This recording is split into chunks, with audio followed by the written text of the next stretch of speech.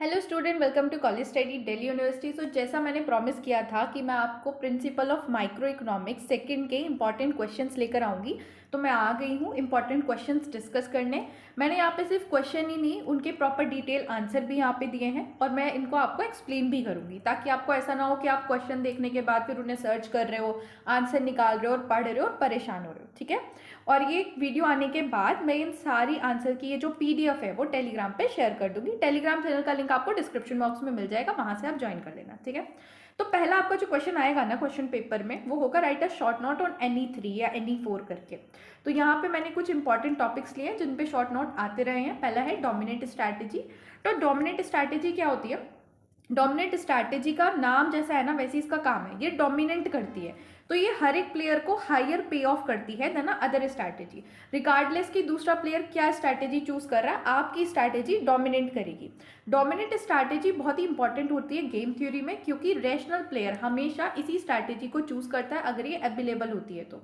और dominant strategy अगर सारे प्लेयर के पास है, मतलब सारे ही प्लेयर के पास डोमिनेंट स्ट्रैटेजी है, तो उस केस में जो आउटकम होता है गेम का वो होता है डोमिनेंट स्ट्रैटेजी इक्विलिब्रियम। इसका एग्जांपल है प्रिजनर्स डिलेमा। प्रिजनर्स डिलेमा के अंदर जो कन्फेशन है वो एक डोमिनेंट स्ट्रैटेजी है दोनों ही प्रिजनर्स के लिए।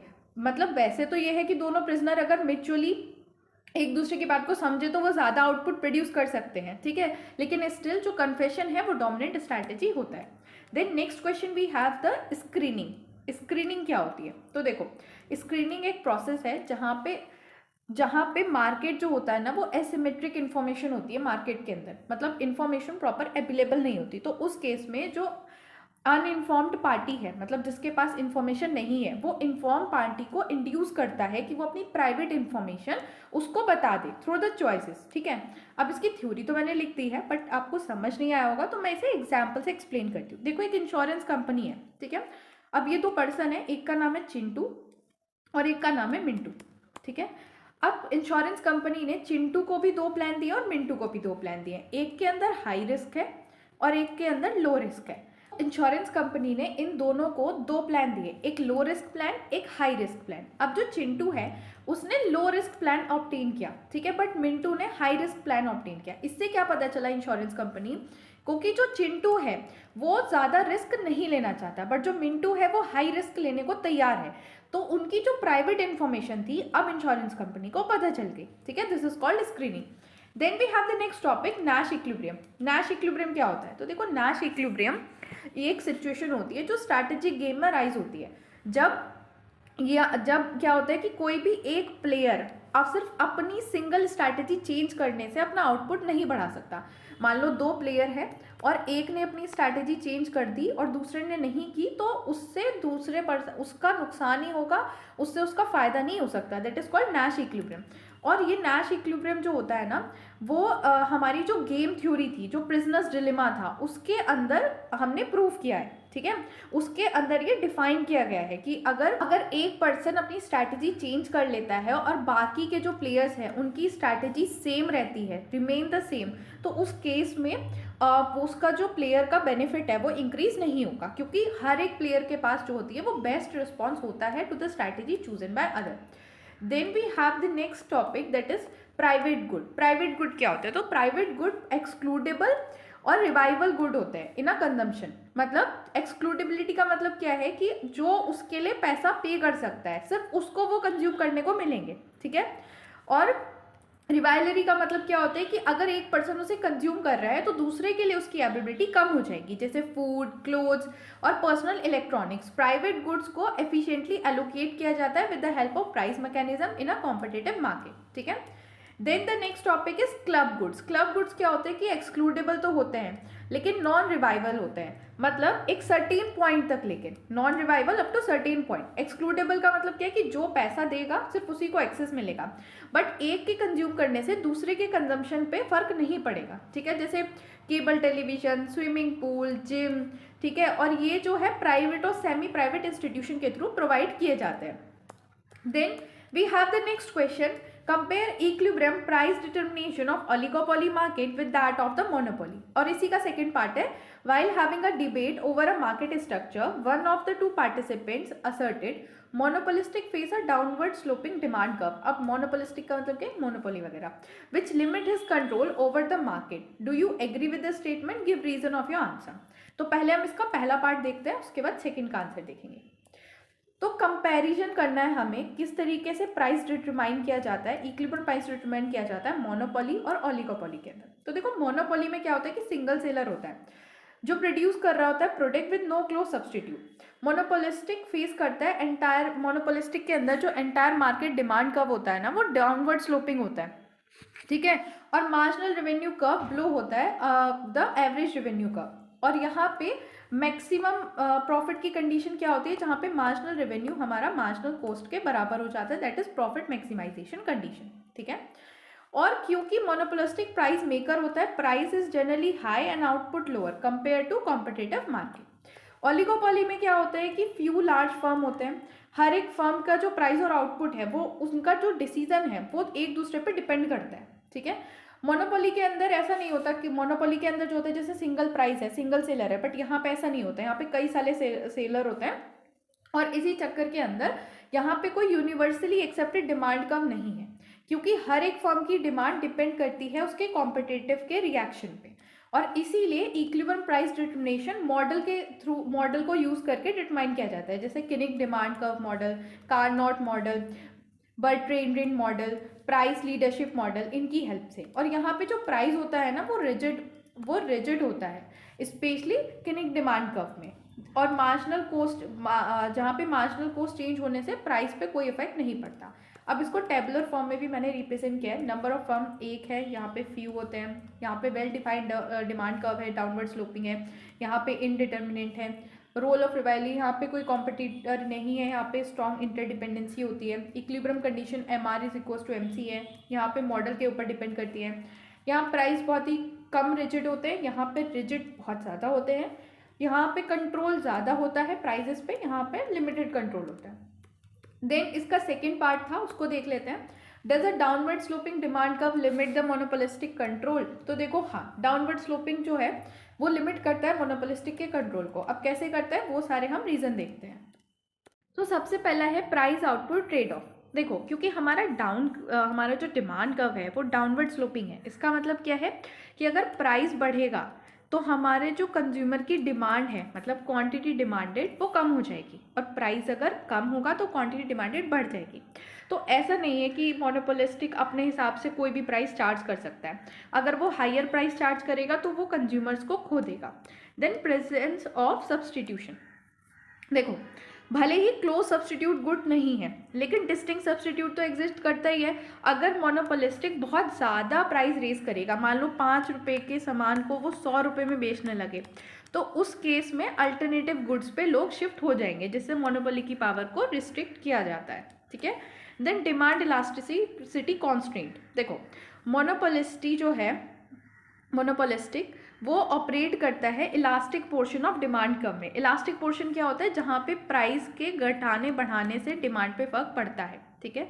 लेकिन अगर वो डिमांड इन इलास्टिक में पहुँच जाए तो टोटल रेवेन्यूज़ का कम हो जाएगा। कैसे, मान लो वो प्राइस भले ही कितना ही कम कर दे, लेकिन उसकी जो डिमांड है वो सिर्फ 100% की रह गई, तो उस केस में उसका रेवेन्यू तो डिक्लाइन ही हो जाएगा, ठीक है। प्राइस वो बढ़ा भी दे तो भी 100% की है, रेवेन्यू डिक्लाइन होगा, तो इससे प्राइसिंग डिसीजन उसका लिमिट हो जाता है। Then regulatory and social constraint, जो गवर्नमेंट रेगुलेशन है, fear of public backlash, potential entry long run में, ये सब भी मोनोपोली की प्राइसिंग को रिस्ट्रिक्ट करते हैं। Then we have the next question, explain price discrimination using different example, explain the role of advertisement in monopolistic competition। तो देखो पहले तो समझते हैं कि व्हाट इज प्राइस डिस्क्रिमिनेशन, मतलब पहले वाले का आंसर को समझते हैं। प्राइस डिस्क्रिमिनेशन क्या होता है? प्राइस डिस्क्रिमिनेशन का मतलब क्या है कि आप ना डिफरेंट प्राइस चार्ज कर रहे हो सेम कमोडिटी के लिए डिफरेंट कंज्यूमर से या डिफरेंट मार्केट से, बेस्ड ऑन की कॉस्ट ऑफ प्रोडक्शन कितनी आ रही है या फिर लोग कितना पैसा आपको दे पा रहे हैं, ठीक है। ये जनरली प्रैक्टिस होता है मोनोपोलिस्टिक में, और फर्म जहाँ विद मार्केट पावर, जिसके पास मार्केट पे अच्छा खासा कंट्रोल होता है, वो ये जो है फॉलो कर पाती है। अब कंडीशन क्या है प्राइस डिस्क्रिमिनेशन की? प्राइस डिस्क्रिमिनेशन जो है वो सक्सेसफुल होगा अगर ये फॉलोइंग कंडीशन सेटिस्फाई हो रही है। पहली, सेलर के पास सप्लाई के ऊपर कंट्रोल होना चाहिए, या तो मोनोपोली या मोनोपोलिस्टिक पावर होनी चाहिए। Then seller must be able to segregate market और कंज्यूमर, मतलब डिफ्रेंशिएट कर पाए कंज्यूमर को या मार्केट को, ठीक है, अलग अलग ग्रुप में। और फिर उसके बाद मान लो 4 ग्रुप बनाए उसने डिफ्रेंशिएट करके, तो चारों ग्रुप में अलग अलग प्राइस वो तब सर्कुलेट कर सकता है। अगर डिफ्रेंशिएट ही नहीं कर पा रहा तो फिर नहीं हो सकती, जो प्राइस डिस्क्रिमिनेशन पॉसिबल नहीं है। Then no resale of a commodity, मतलब ये कि एक कमोडिटी दूसरी जगह जाके बेच ना सको। अब ये बात क्यों है, क्योंकि देखो मान लो ये चिंटू है, ये एक पर्सन है जहाँ पे लो प्राइसेस पे सामान बेचा जा रहा है, ठीक है। तो इसने क्या किया, लो प्राइसेस पे सामान खरीदा प्रोड्यूसर से ही, और फिर हाई प्राइसेस वाले मार्केट में जाके बेचना शुरू कर दिया। तो इससे तो प्रोड्यूसर का लॉस होगा, और वहाँ पे फिर आप प्राइस डिस्क्रिमिनेशन भी फॉलो नहीं कर सकते। तो इसलिए ये वाली कंडीशन सेटिस्फाई होनी चाहिए। Then consumer must have different elasticity of demand, ठीक है, मतलब प्राइस का डिफरेंट इफेक्ट पड़ना चाहिए उनकी डिमांड पे। Then type of price discrimination, पहला है first degree price discrimination. First degree price discrimination perfect price discrimination इसे कहते हैं। इसमें क्या होता है कि सेलर हर एक कंज्यूमर से मैक्सिमम प्राइस चार्ज करते हैं जितना वो पे कर सकते हैं। एज अ रिजल्ट सेलर जो है वो एंटायर कंज्यूमर सरप्लस को कैप्चर कर लेता है। एग्जाम्पल, जैसे डॉक्टर चार्ज कर रहे हैं different consultation fee based on patient income, ठीक है। सेकेंड डिग्री प्राइस डिस्क्रिमिनेशन, यहाँ पे क्या होता है कि कितनी क्वांटिटी जो है परचेस की गई है उसके बेसिस पे डिफरेंट प्राइसेस को चार्ज किया जाता है। जैसे अगर आप बल्क में कुछ सामान खरीदोगे तो आपको डिस्काउंट मिलेगा। अगर आप जो है हाई, मतलब मान लो आप 1 साल का प्लान अगर यूज़ कर रहे हो अपने मोबाइल डेटा के लिए, तो आपको वो सस्ता पड़ेगा, लेकिन अगर आप सिर्फ 1 महीने का कर रहे हो तो वो आपको महंगा पड़ेगा, ठीक है। देन 3 डिग्री प्राइस डिस्क्रिमिनेशन, इसमें क्या होता है कि different price in different market और different group based on elasticity of demand, कि डिफरेंट प्राइस जो है डिफरेंट मार्केट में चार्ज किए जाते हैं। जैसे high price for a same medicine in urban area compare to the rural area, ठीक है। Then moving to the second part of this question, explain the role of advertisement in a monopolistic competition. तो role क्या होता है monopolistic competition में? Monopolistic competition is characteristic by large number of firm, product differentiation and free entry and exit। अब इसकी ये characteristic अगर आपको समझ आएंगी तभी आप समझ पाओगे कि एडवर्टाइजमेंट का क्या रोल होता है। तो ये 3 करेक्टरिस्टिक आपको याद रखनी है कि लार्ज नंबर ऑफ फर्म होते हैं, प्रोडक्ट जो है वो डिफ्रेंशिएट किया जा सकता है, और फ्री एंट्री एंड एग्जिट होती है। तो यहाँ पे एडवर्टाइजमेंट बहुत ही इंपॉर्टेंट रोल प्ले करता है for a brand differentiation and influence the consumer preference. तो पहला, advertisement and product differentiation. Monopolistic competition के अंदर प्रोडक्ट जो होते हैं वो सिमिलर होते हैं लेकिन आइडेंटिकल नहीं होते। तो एडवर्टाइजमेंट की हेल्प से फर्म जो है हाईलाइट करता है कि क्या डिफरेंस है क्वालिटी, डिज़ाइन या पैकेजिंग या ब्रांड इमेज के अंदर, ताकि वो ब्रांड लॉयल्टी क्रिएट कर सके और कुछ degree of monopoly power gain कर सके। Then effect of advertisement on demand curve. तो देखो एडवर्टाइजमेंट फर्म के डिमांड कर्व को लेस इलास्टिक बनाता है by increasing the brand preference. इसका मतलब क्या है कि अगर आप प्राइस बढ़ा भी दोगे तो आपकी डिमांड कम नहीं होगी, दैट इज लेस इलास्टिक। अब इसको ना मैंने एक डायग्राम भी बनाया, आप ये डायग्राम बना के आना, आपको अच्छे मार्क्स मिलेंगे। तो देखो इनिशियली हमारा जो डिमांड था कर्व था वो D1 पे था और मार्जिनल रेवेन्यू कम MR1 था, ठीक है। इनिशियली हमारा ये था D1 और ये, फिर उसके बाद एडवर्टाइजमेंट आया जिससे हमारा डिमांड कर्व जो है वो राइट में शिफ्ट हो गया, फिर हमारा डिमांड कर्व यहाँ हो गया, ये यहाँ पे शिफ्ट हो गया, ठीक है। और हमारा मार्जिनल रेवेन्यू कर्व भी आगे शिफ्ट हो गया। इसका मतलब क्या है कि हम ज़्यादा आउटपुट सेल कर पा रहे हैं और ज़्यादा प्राइस भी चार्ज कर पा रहे हैं। Then advertisement in long run equilibrium. Long run के अंदर फ्री एंट्री एंड एग्जिट होता है, इसकी वजह से नए फर्म अट्रैक्ट हो जाते हैं और लॉन्ग रन के अंदर जो फर्म है वो सिर्फ नॉर्मल प्रॉफिट ही कमा पाता है लेकिन एक्सेस कैपेसिटी पे, ठीक है। Then looking at the positive and negative effect of advertising. Positive effect क्या है इसके कि इन्फॉर्म करेगा कंज्यूमर को प्रोडक्ट के बारे में, encourage innovation and the product variety, और इंक्रीज करता है competition among the brand. But negative impact क्या है कि ये कॉस्ट ऑफ प्रोडक्शन इंक्रीज कर देता है, lead to wasteful expenditure and create a artificial brand loyalty. Now moving to the next question, that is international trade benefit only the country which has edge over the other, do you agree? Explain with the relevant theory of international trade। तो देखो यहाँ पे क्या है कि international trade में सिर्फ उस कंट्री को फ़ायदा होता है जो दूसरों से बहुत ही बढ़िया कुछ प्रोड्यूस कर रही होती है, दूसरों से सबसे अच्छा कर रही होती है सारी चीज़ों में। तो ऐसा नहीं होता। According to the theory of comparative advantage, all country can gain from international trade even if one country is more efficient in producing all the goods. देखो कंपैरेटिव एडवांटेज थ्योरी क्या कहती है, तो पहले तो डेविड रिकार्डो ने लेके आए थे। उनका कहना यह था कि कंट्री भले ही सारे गुड्स बहुत अच्छे से प्रोड्यूस कर रही है, ठीक है, मान लो ये है यूएस, ठीक है, और ये है चाइना।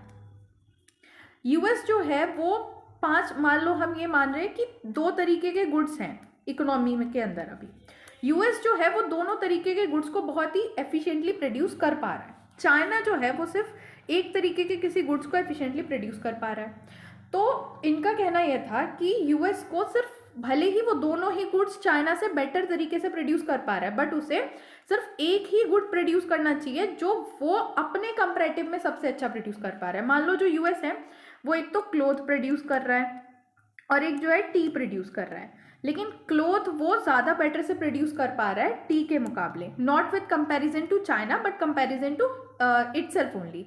तो उसको सिर्फ क्लोथ प्रोड्यूस करनी चाहिए, टी नहीं प्रोड्यूस करनी चाहिए, टी उसे चाइना पे छोड़ देनी चाहिए, ठीक है।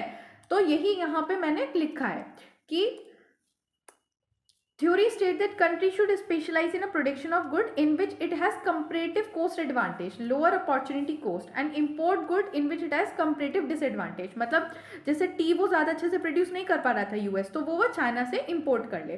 तो even if the country has absolute advantage in producing all goods, trade will still be beneficial if country specialize according to relative efficiency, not a absolute efficiency। ठीक है, ये एक्सप्लेनेशन मैंने दे रखी है, ये आप पढ़ लेना, मैं आपको पीडीएफ तो ये भेज ही दूंगी, ठीक है। Now we have the second part of the same question. What is tarific and which of two involved parties international trade impose it? Use relevant diagram to explain its impact on imposing country. तो टैरिफिक एक tax होता है जो impose किया जाता है imports पे by the government of importing country. Like अगर इंडिया इम्पोर्ट कर रही है किसी दूसरी कंट्री से, तो इंडियन गवर्नमेंट जो है वो ये टैरिफिक इम्पोज करेगी, और इसका यूज़ किया जाता है to protect the domestic industry, raise the government revenue and reduce the import, ठीक है। और इम्पोर्टिंग कंट्री ही से इम्पोज करती है, ना कि एक्सपोर्टिंग कंट्री। अब देखते हैं कि क्या इम्पैक्ट पड़ता है इसका। तो देखो टैरिफिक से पहले क्या सिचुएशन थी कि पहले जो डोमेस्टिक प्राइस था हमारा वो वर्ल्ड प्राइस के बराबर था, लेकिन जो डोमेस्टिक डिमांड थी, मतलब जो घर हमारी इंडिया की डिमांड थी वो ज़्यादा थी, और इंडिया की जो इंडस्ट्रीज थी वो इतना प्रोड्यूस नहीं कर रही थी, तो डोमेस्टिक सप्लाई हमारी कम थी, और ये जो गैप था इन दोनों के बीच का वो हमारा इंपोर्ट फिलफिल कर रहा था, ठीक है। अब टैरिफिक के बाद क्या, जो डोमेस्टिक प्राइस है हमारा वो हमारा जो वर्ल्ड प्राइस है वो बढ़ गया, डोमेस्टिक प्राइस हमारा बढ़ गया as compare to the world price, ठीक है। तो इससे क्या हुआ कि डोमेस्टिक प्रोडक्शन हमारी इंक्रीज हो गई, लेकिन डोमेस्टिक कंजम्पशन हमारी डिक्रीज हो गई और इंपोर्ट भी डिक्लाइन हो गया। अब अगर आप इसे डायग्राम में शो करना चाहते हो तो आपको दिखाना पड़ेगा एक्स एक्सिस पे क्वांटिटी, वाई एक्सिस पे price. World price line shift upward by the tariff amount, कि ये जो वर्ल्ड की प्राइस लाइन है, पहले मान लो जो भी वर्ल्ड की आपकी प्राइस लाइन होगी वो ऊपर शिफ्ट होते हुए आपको दिखानी पड़ेगी, ठीक है। अब effect of imposing country, imposing country पे क्या इफेक्ट पड़ा, तो इफेक्ट ऑन कंज्यूमर, कंज्यूमर ज़्यादा प्राइसेस पे कर रहे होंगे अब, और कंज्यूमर सरप्लस जो है वो डिक्रीज हो जाएगा। डोमेस्टिक प्रोड्यूसर पे क्या फ़र्क पड़ेगा कि डोमेस्टिक प्रोड्यूसर को तो फ़ायदा होगा क्योंकि वो ज़्यादा प्राइसेस गेन कर रहे होंगे, ठीक है, और प्रोड्यूसर सरप्लस इंक्रीज हो जाएगा। गवर्नमेंट का रेवेन्यू भी इंक्रीज होगा, और गवर्नमेंट का रेवेन्यू जो है वो इंक्रीज होगा और वो इक्वल होगा tariff into quantity of import after tariff. लेकिन नेट वेलफेयर इफेक्ट क्या होगा, तो नेट वेलफेयर लॉस होगा क्योंकि कंजम्पशन कम हो रहा है और प्रोडक्शन का भी हमारा लॉस हो रहा है, ठीक है। डायग्राम बेस्ड वेलफेयर एनालाइज अगर आप देखो तो loss of consumer surplus, gain to producer plus government revenue, लेकिन dead weight loss remain, dead weight loss उतना ही रहेगा, तो net loss to the society हो रहा है, ठीक है। Then we have the next question, discuss how externality can lead to market failure, what are the potential consequences for social welfare when externalities are present। Marks का आपका ऐसे question आएगा या आ सकता है, ठीक है, पिछले क्वेश्चन पेपर में आया है ये। तो देखते हैं कि मार्केट फेलियर कब होता है। तो देखो मार्केट फेलियर का मतलब है कि जब आपकी जो फ्री मार्केट मैकेनिज्म है, फ्री मार्केट मैकेनिज्म मतलब डिमांड आपकी इंटरेक्ट करती है फ्रीली सप्लाई से, ठीक है, और फिर वो प्राइस डिटरमाइन करती है, आउटपुट डिटरमाइन करती है, this is free market mechanism. वो प्रॉपरली रिसोर्सेज को एलोकेट नहीं कर पाती, उस केस में होता है कि मार्केट फेलियर हो गया। और one of the most reason जो है, सिग्निफिकेंट कॉज जो है मार्केट फेलियर का, वो है एग्जिस्टेंस ऑफ एक्सटर्नलिटीज।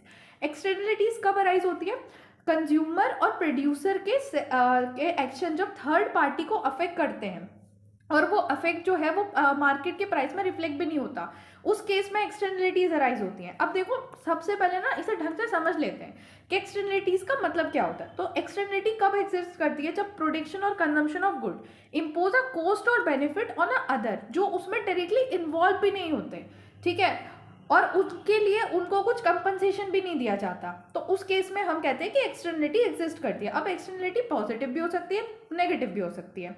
अब देखते हैं कि क्या क्या कॉजेज है जो मार्केट फेलियर करती है। तो देखो, in presence of externality there is divergence between private cost and benefit and social cost and benefit.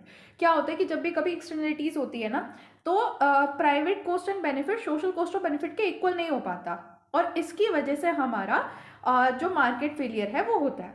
अब देखते हैं कि नेगेटिव एक्सटर्नलिटीज क्या होती है। नेगेटिव एक्सटर्नलिटीज जब होती हैं जब इकोनॉमिक एक्टिविटी एक्सटर्नल कॉस्ट जो है वो इम्पोज करती है सोसाइटी के ऊपर। कॉमन एग्जांपल जैसे पॉल्यूशन।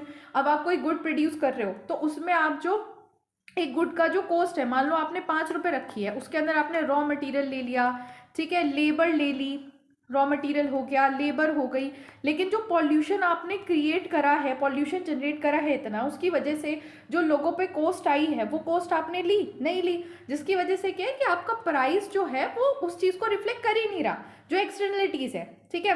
इन such cases producer considered only marginal private cost. सिर्फ आप मार्जिनल प्राइवेट कॉस्ट को कंसिडर कर रहे हो और मार्जिनल एक्सटर्नल कॉस्ट आप ले ही नहीं रहे हो, इसकी वजह से मार्जिनल सोशल कॉस्ट जो है वो एक्सीड कर जाती है मार्जिनल प्राइवेट कॉस्ट से, और जो आउटपुट है वो हायर होता है than a social optimal level, और ओवर प्रोडक्शन की सिचुएशन हो जाती है और वेलफेयर लॉस होता है, ठीक है। पॉजिटिव एक्सटर्नलिटीज तब अराइज होती है जब एक्टिविटी जो है वो बेनिफिट जनरेट करती है, एक्सटर्नल बेनिफिट दूसरों के लिए, जैसे education, vaccination, research and development. इस केस में इंडिविजुअल जो है सिर्फ वो मार्जिनल प्राइवेट बेनिफिट को कंसिडर करता है और मार्जिनल एक्सटर्नल बेनिफिट को लेता ही नहीं, जिसकी वजह से मार्जिनल सोशल बेनिफिट बढ़ जाता है मार्जिनल प्राइवेट बेनिफिट से, और जो गुड्स है वो अंडर प्रोड्यूस या फिर अंडर कंज्यूम होते हैं relative to social optimal level, जिससे लॉस होता है पोटेंशियल वेलफेयर गेन का। अब why market fail in a presence of externalities, क्यों फेल हो जाता है? क्योंकि price do not reflect true social cost and benefit. जो प्राइस है किसी भी गुड्स एंड सर्विसेज का, वो सही का जो सोशल कॉस्ट और बेनिफिट है उसे रिफ्लेक्ट ही नहीं कर रहा होता। Individual decision maker act in self interest, हमेशा खुद के इंटरेस्ट में एक्ट करते हो, थर्ड पार्टी पे क्या इफेक्ट पड़ रहा है कि अगर गुड्स प्रोड्यूस करने से पॉल्यूशन हो रहा है उसको वो इग्नोर कर देते हैं। Allocation of resources deviate from social efficiency and condition of Pareto efficiency is not satisfied, ठीक है, तो ये सारी कंडीशन होती है।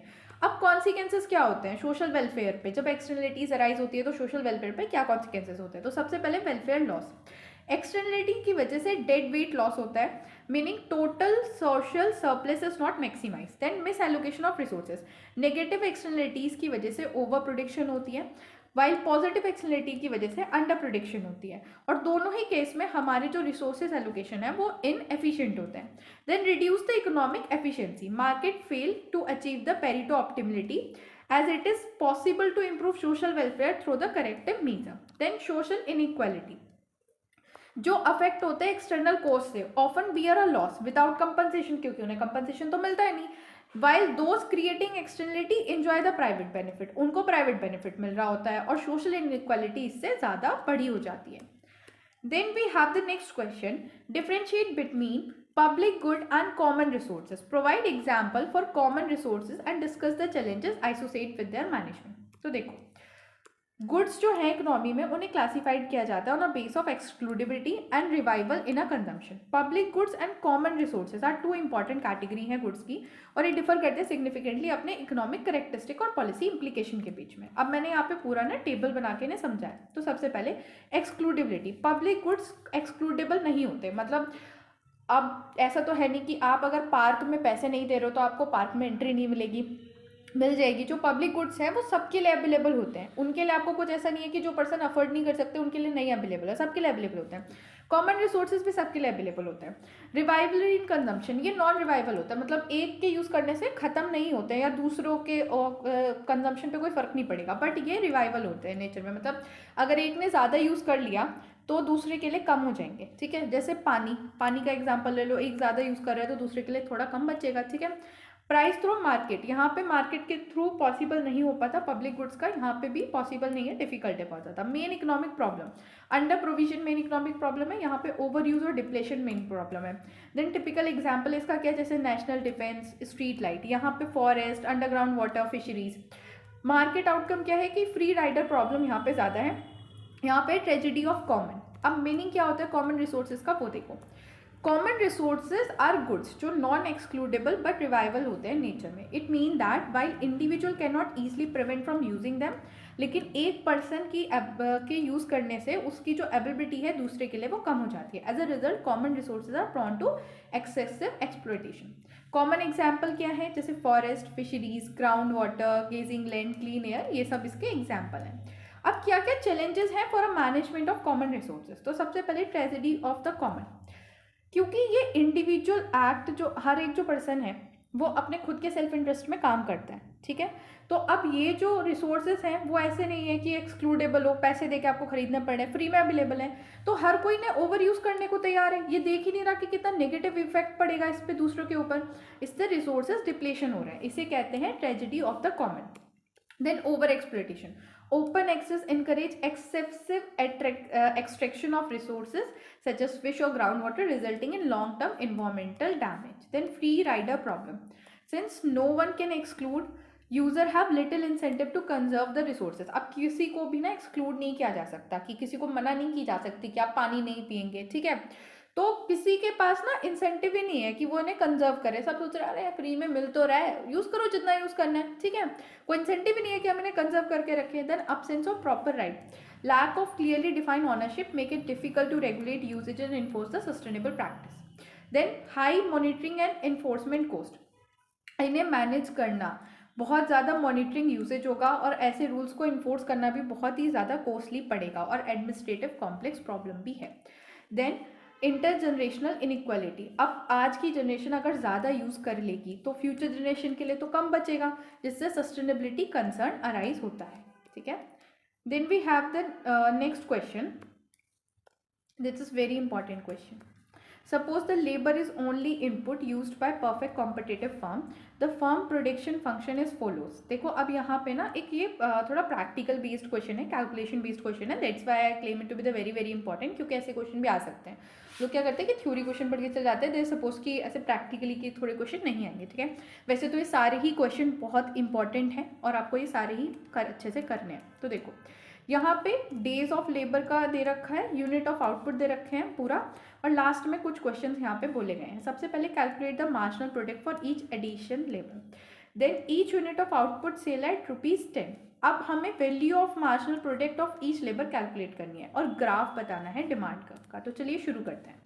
देखो मार्जिनल प्रोडक्ट ऑफ लेबर क्या होती है, it's a addition output produce by employing one more unit of labour, मतलब एक और लेबर लगाने से मैंने कितना एडिशनल आउटपुट जनरेट करा, that is marginal product of labour.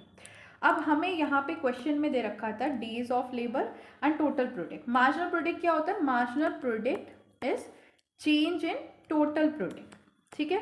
तो जब हम इसे मार्जिनल प्रोडक्ट हमें निकालना होगा तो हम क्या करेंगे, इन दोनों के बीच का जो चेंज है, मतलब 7 - 0 हमारा मार्जिनल प्रोडक्ट आ जाएगा। सिमिलरली अगर मुझे ये वाली वैल्यू निकालनी है तो मैं क्या करूँगी, 13 - 7 करूँगी, यहाँ पे मैं 19 - 13 करूँगी, यहाँ पे 25 - 19 करूँगी। इस तरीके से आप जो चेंज हो रहा है टोटल प्रोडक्ट में उससे आप मार्जिनल प्रोडक्ट कैलकुलेट करेंगे, ठीक है।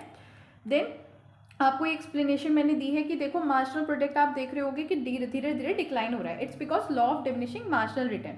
When the 7th worker is employed, MP becomes 0, indicate no increase in output, मतलब मार्जिनल प्रोडक्ट आपका 0 हो गया यहाँ पे।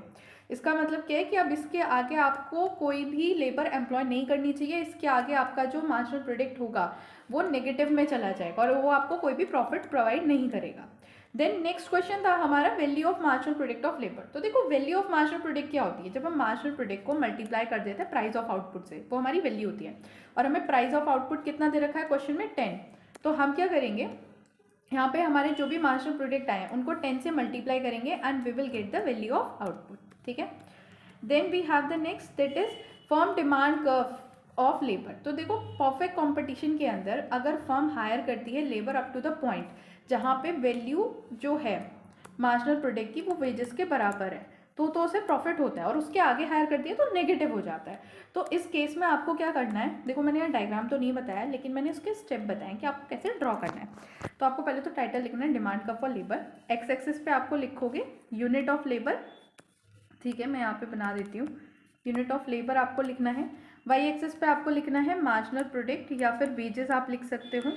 फिर आपको जो भी वैल्यूज़ हैं वो प्लॉट करनी है। अभी प्लॉट कैसे करनी है, जैसे आपको क्या लिखना है कि यहाँ पे 1 पे आपको फिर ये मार्जिनल प्रोडक्ट ए प्लॉट करना है, 2 पे फिर प्लॉट करना है, इस तरीके से सारी वैल्यूज़ आपको प्लॉट करनी है। Plotting a value of marginal product corresponding to each unit of labour. जितनी भी यूनिट आप यूज़ कर रहे हो लेबर की उसके हिसाब से, जैसे 1 पे आपको 70, 2 पे 60, वो सब ऐसे प्लॉट करना है, ठीक है। तो आपको ये पढ़ के आई होप समझ आ जाएगा।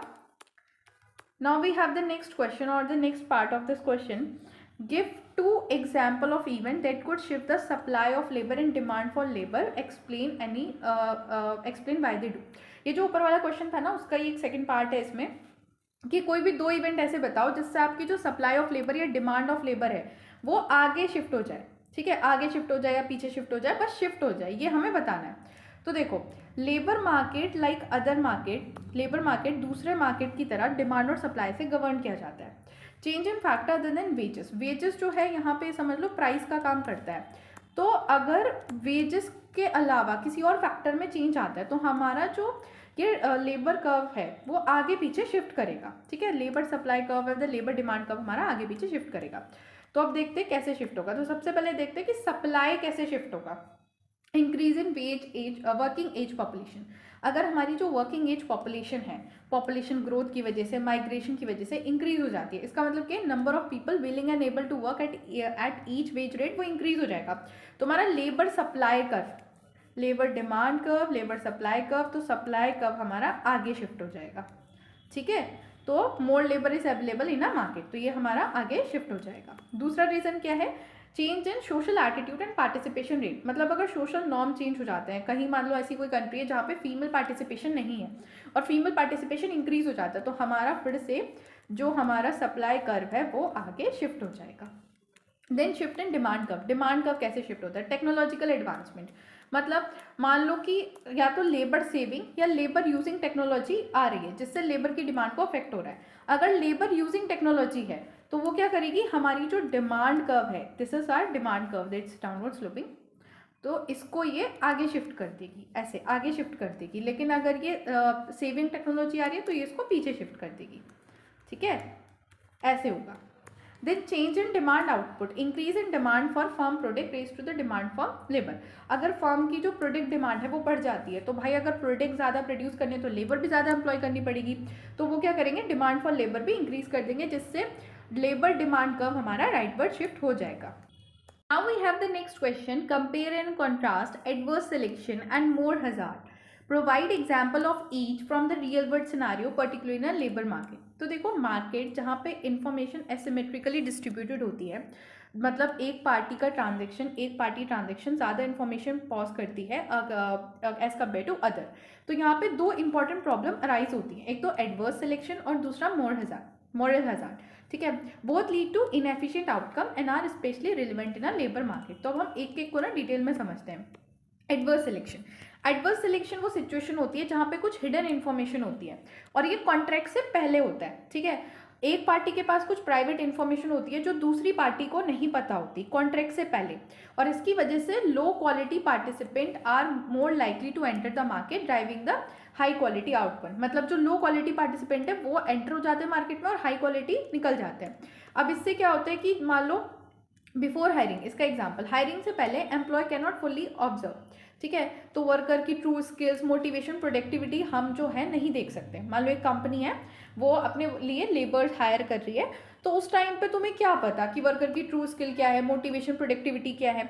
अब एज अ रिजल्ट आपने लेस क्वालिफाइड वर्कर को एक्सेप्ट कर लिया as a job to be offered, लेकिन हाई स्किल्ड वर्कर को आपने ऑप्ट नहीं किया, ठीक है। देन मॉरल हजार्ड क्या होता है, अराइज होती है by the hidden action. Hidden action मतलब आपने कॉन्ट्रैक्ट साइन कर लिया, उसके बाद आपने कुछ चेंज कर दिया आपने अपने एक्शन, तो दैट इज मोरल हैजार्ड। जैसे one party changes behaviour because their action are not perfectly observable और because they do not bear the full consequence of the action. Example, worker को हायर कर लिया, उस टाइम पे तो वो बड़ा मोटिवेशन दिखा रहा था कि मैं अच्छे से काम करूंगा। हायर करने के बाद उसने क्या किया, अपने एफर्ट्स ही कम कर दिए, अपनी रिस्पॉन्सिबिलिटी बिल्कुल ऐसे लेनी बंद कर दी और कंपनी के रिसोर्सेज को मिसयूज करना शुरू कर दिया। तो employer can not perfectly monitor effort leading to productivity loss. तो ये होता है, ठीक है। अब इनके डिफरेंस क्या है, तो adverse selection before the contract होता है या आफ्टर द कॉन्ट्रैक्ट होता है। नेचर ऑफ प्रॉब्लम यहाँ हिडन इन्फॉर्मेशन होती है, बट यहाँ हिडन एक्शन होता है। मेन इशू यहाँ होता है वर्कर की क्वालिटी या वर्कर के एफर्ट, और मार्केट इफेक्ट क्या होता है, wrong people hired reduce the productivity. अब इकोनॉमिक कॉन्सिक्वेंस क्या होता है कि दोनों ही केसेस में एफिशिएंसी रिड्यूस होती है, increase the cost of firm, lead to suboptimal hiring and wage structure, cause a market failure in a labour market. Then क्या क्या हम पॉलिसी या सॉल्यूशन अपना सकते हैं, तो अगर एडवर्स सिलेक्शन है तो उस केस में हम स्क्रीनिंग कर सकते हैं through the interview and test, मतलब प्रॉपर स्क्रीनिंग करें, इंटरव्यू ले, बिहेवियरल क्वेश्चन पूछें, एजुकेशन क्वालिफिकेशन को ऐसा सिग्नल देख सकते हैं और प्रोबेशन पीरियड रख सकते हैं। जैसे अब आप किसी भी जॉब में जाते होंगे तो आपको 3 मंथ का या 6 मंथ का प्रोबेशन पीरियड रखा जाता है, वहाँ पे आपकी प्रोडक्टिविटी ही देखी जाती है। Then to reduce the moral hazard, moral hazard को क्या परफॉर्मेंस बेस्ड पे रख सकते हो कि जितना अच्छा आप परफॉर्म करोगे उस हिसाब से हम पे देंगे आपको, तो वर्कर ज़्यादा अच्छा परफॉर्म करेगा, बहुत ज़्यादा आपको मॉनिटर और सुपरवाइज करना पड़ेगा और इंसेंटिव कॉन्ट्रैक्ट देना पड़ेगा। ठीक है, कि मतलब अगर आप ऐसा कर सकते हो, इंसेंटिव कॉन्ट्रैक्ट का मतलब क्या है कि अगर आप अच्छे से काम करोगे तो अभी हम आपको 3 महीने के लिए रख रहे हैं, लेकिन फिर हम आपको 6 महीने के लिए रख लेंगे, फिर उसके बाद 6 महीने बाद फिर ऐसे बढ़ा दें, तो इससे क्या होगा कि इंसेंटिव कॉन्ट्रैक्ट रहेगा। Now moving to the next question, that is short notes, dead weight loss. अब डेड वेट लॉस क्या होता है, dead weight loss is refers to loss of total social surplus that occur जब market outcome जो है वो inefficient होता है। ये राइज होता है जब पॉलिसी या market imperfection prevent mutual beneficial transaction from taking. Dead weight loss common होता है because of the tax, subsidy, price control, monopoly power या एक्सटर्नलिटी की वजह से। For example, tax raises price and reduce the quantity traded before the social optimal level, causing a loss in consumer and producer surplus that is not offset by the government revenue. And dead weight loss represent करता है pure efficiency loss को society के अंदर, society के लिए, और usually triangular area of the welfare diagram में show किया जाता है। देन होता है term of trade. Term of trade क्या है, ये रेट होता है at which country export exchange to its import, मतलब कंट्री कितना अपना एक्सपोर्ट करके कितना इम्पोर्ट कर रही है। ठीक है, यहाँ पे मैंने इसका फॉर्मूला भी लिखा है। इम्प्रूवमेंट ऑफ ट्रेड मीन कि कंट्री जो है ज़्यादा से ज़्यादा इम्पोर्ट करे for a given quantity of export.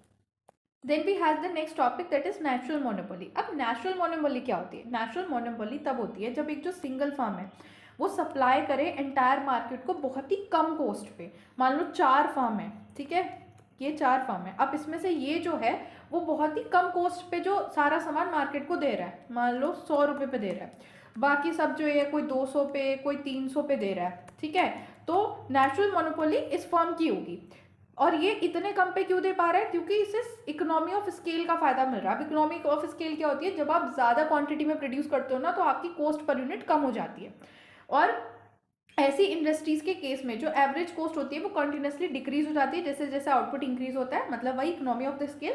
और इसके एग्जांपल है like electricity distribution, water supply और रेलवे। नेचुरल मोनोपोली ना जो मैक्सिमम टाइम जो है वो गवर्नमेंट रेगुलेशन की वजह से होती है, क्योंकि गवर्नमेंट रेगुलेट कर देती है प्राइस को ताकि ज़्यादा प्राइस ना हो, कंज्यूमर के वेलफेयर को प्रोटेक्ट करती है, और उस केस में नेचुरल मोनोपोली एग्जिस्ट करती है। Now we have the next topic, Pigouvian subsidy. अब ये सब्सिडी कब होती है, ये सब्सिडी जो है वो गवर्नमेंट सब्सिडी होती है जो गवर्नमेंट देती है अगर कोई भी पॉजिटिव एक्सटर्नलिटी जनरेट करता है ताकि सोशल डिजायरेबल आउटकम आ सके। ये subsidy is equal to marginal external benefit, मतलब जितना एक्सटर्नल बेनिफिट वो जनरेट कर रही है ना उतनी ही इक्वल की सब्सिडी दी जाती है। ये हेल्प करती है कि प्राइवेट बेनिफिट जो है सोशल बेनिफिट से अलाइन करे, जैसे subsidy for education, vaccination, renewable energy. ठीक है, then we have the next question and the very important question, explain the concept of prisoner's dilemma। Can it be apply to oligopoly market structure, yes explain. तो देखो prisoner's dilemma क्या होता है। देखो prisoner's dilemma एक classical concept है game theory का, जो शो करते हैं कि किस तरीके से एक rational individual acting in on self interest में end up with outcome to वॉट्स ऑफ ऑल द प्लेयर। कि अगर कोई एक रैशनल इंडिविजुअल भी है ना, बहुत समझदार पर्सन भी, वो अगर अपने खुद के इंटरेस्ट के लिए काम करेगा तो वो सारे प्लेयर्स के लिए कैसे आउटकम जो है बिल्कुल ख़राब कर सकता है। अब मैं समझ नहीं आ रहा, अभी देखो मैं एग्जाम्पल देकर समझाऊंगी, सब समझ आएगा। देखो मान लो दो कैदी हैं, ठीक है, प्रिजनर्स 1 प्रिजनर्स 2, दो कैदी हैं प्रिजनर्स 1 प्रिजनर्स 2, ठीक है। इनके पास दो ऑप्शन हैं कि या तो वो जो है कन्फेस कर ले या फिर वो डिनाई कर दे, ठीक है। ये दो ऑप्शन इनको। Now we have the next question. Explain the concept of prisoner's dilemma. Can it be applied to oligopoly market structure? If yes, explain with the example. तो देखो पहले समझते हैं कि प्रिजनर्स डिलेमा क्या होता है। तो प्रिजनर्स डिलेमा क्लासिकल कॉन्सेप्ट है गेम थ्योरी का, जहाँ पे ये बताया गया है कि एक रैशनल इंडिविजुअल भी अपने खुद के बारे में अगर वो सोचेगा तो उसका जो आउटकम होगा वो सारे प्लेयर्स के लिए वॉट्स हो जाएगा, ठीक है। इसका मतलब ये है कि अगर 4 फर्म है और कोई एक फर्म अपनी स्ट्रैटेजी में चेंज लाती है तो वो अपना फायदा नहीं करेगी, वो दूसरों अपने लिए एट द एंड अप वॉट्स ही कर लेगी, इवन सारे फर्म के लिए नुकसान ही करेगी। अब प्रिजनर्स डिलेमा की ना एक एक्सप्लेनेशन है। ट्रेडिशनल एग्जांपल ये होता है कि दो प्रिजनर होते हैं, उनका इंटीग्रेट करा जाता है, इंटेरोगेट किया जाता है सेपरेटली, और उनको चॉइस दी जाती है कि या तो वो कन्फेंस कर ले या फिर चुप रहे, ठीक है।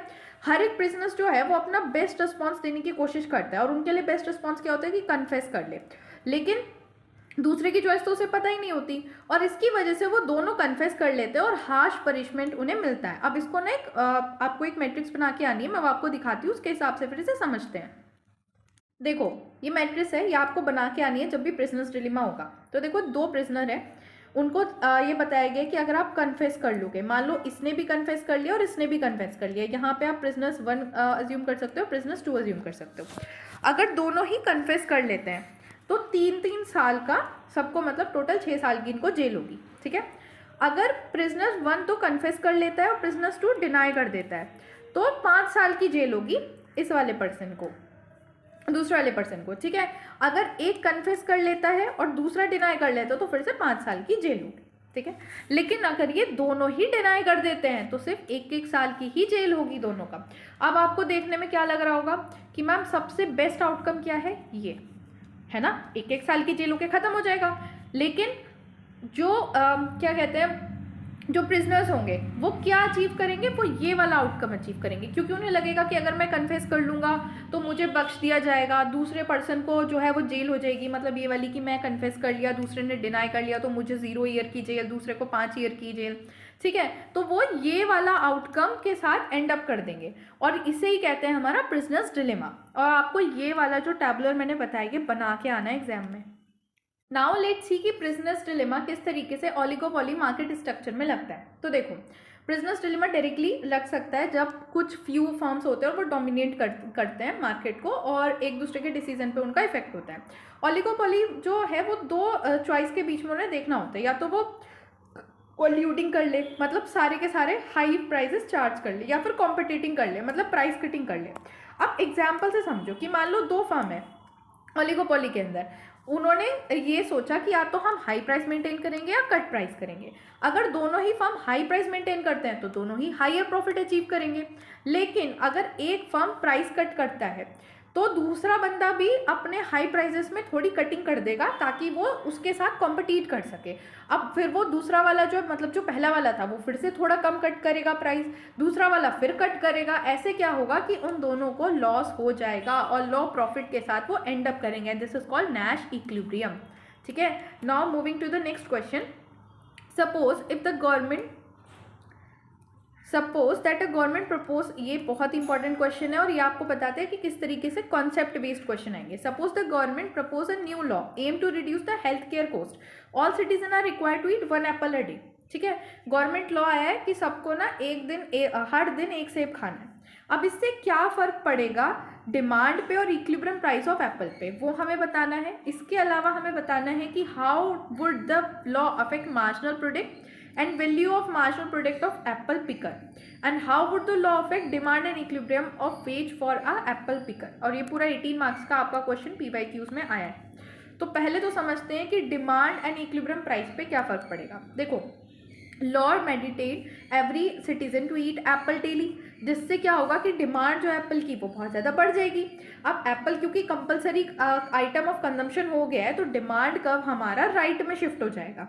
अब डिमांड कब राइट में शिफ्ट होगा, मतलब डिमांड बढ़ गई, तो इससे हमारा प्राइस भी बढ़ जाएगा और क्वांटिटी जो है एप्पल की वो भी बढ़ जाएगी। इसे आप ऐसे देख सकते हो कि डिमांड कब ऐसे था, यहाँ पे हमारा पहले इक्विलिब्रियम था, फिर डिमांड कब आगे शिफ्ट हो गया, तो अब हमारा इक्विलिब्रियम जो है वो भी आगे शिफ्ट हो जाएगा कि हमारा प्राइस भी बढ़ गया और हमारी क्वांटिटी डिमांडेड भी बढ़ गई। आप इस ग्राफ को बना के भी आ सकते हो, ठीक है।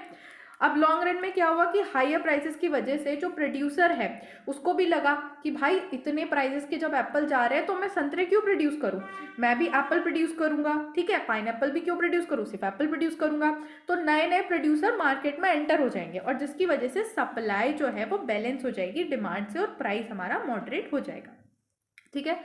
अब इसका जो सेकंड पार्ट था कि क्या इफेक्ट पड़ेगा मार्जिनल प्रोडक्ट पे और value of marginal product of apple picker पे। तो देखो, increase in demand for apple will encourage apple producer to expand the production. Simple, demand बढ़ेगी, प्रोडक्शन बढ़ाने की कोशिश करेंगे, इसके लिए ज़्यादा एप्पल पिकर को हायर करना पड़ेगा। As a more worker and employ, land और जो ट्री है वो तो फिक्स्ड ही रहेंगे, वर्कर ज़्यादा हाई कर रहे हैं, तो मार्जिनल प्रोडक्ट ऑफ लेबर जो है वो डिक्लाइन ही होने लगेगा because of law of diminishing marginal return, ठीक है। And then after because the price of apple rises, लेकिन जो प्राइस है एप्पल का वो तो राइज कर रहा है, मार्जिनल प्रोडक्ट हमारा डिक्लाइन हो रहा है लेकिन जो प्राइस है एप्पल का वो तो राइज कर रहा है, जिसकी वजह से जो हमारी marginal value of marginal product है एप्पल पिकर की वो टोटल राइज करेगी, ठीक है। Then we have the third part, effect on demand and equilibrium wage for a apple picker. तो देखो, कॉम्पिटिटिव लेबर मार्केट के अंदर जो डिमांड है लेबर की वो डिटरमाइन की जाती है by the value of marginal product. Since value of marginal product increase होगा, demand curve for the apple picker right में शिफ्ट हो जाएगा, जिसकी वजह से इक्विलिब्रियम वेजेस भी इंक्रीज हो जाएंगे और एम्प्लॉयमेंट लेबर भी हमारा इंक्रीज हो जाएगा, ठीक है। Now moving to the next question, explain the concept of comparative advantage, how it will improve overall absolute advantage theory of international trade, explain price discrimination। देखो, प्राइस डिस्क्रिमिनेशन ऑलरेडी मैं ऊपर पढ़ा चुकी हूँ, ठीक है। कंपैरेटिव एडवांटेज थ्योरी ऑलरेडी बताई है अभी, ठीक है। तो मैंने यहाँ पे पूरी एक्सप्लेनेशन तो अटैच कर दी है, जब मैं PDF दूंगी तो आप इसको डिटेल में पढ़ लेना, बाकी मैं कॉन्सेप्ट आपको इसका पूरा समझा चुकी हूँ। तो इसी के साथ आपका पूरे इंपॉर्टेंट क्वेश्चन की PDF होती है खत्म। तो थैंक्स फॉर वॉचिंग, वीडियो को लाइक करो, चैनल को सब्सक्राइब करो और वीडियो को हाइप भी करो, और टेलीग्राम चैनल को ज्वाइन कर लेना, लिंक आपको डिस्क्रिप्शन बॉक्स में मिल जाएगा, क्योंकि ये पूरी PDF मैं वहीं पे आपको शेयर कर दूंगी। आराम से बैठ के अपनी बढ़िया से तैयारी करके जाना, ठीक है। अच्छे से पढ़ाई करना। आई होप आप सबके अच्छे मार्क्स आए। Thank you.